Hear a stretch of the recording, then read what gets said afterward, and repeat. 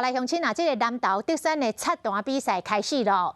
这是一种促成着团队合作、增加亲子感情的好运动。郑公所讲会继续来推广。今年德山的镇长杯插弹赛已经开始举办，这摆嘛吸引着真侪民众报名来参加。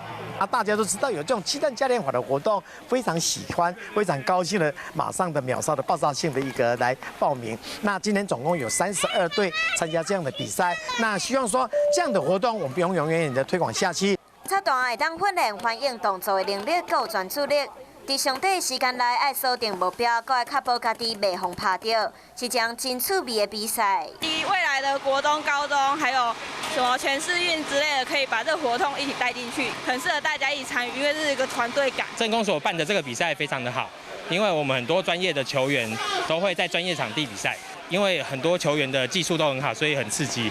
插弹比赛除了会使个人来参加，嘛会使和囡仔组队做伙来耍，增加亲子的感情。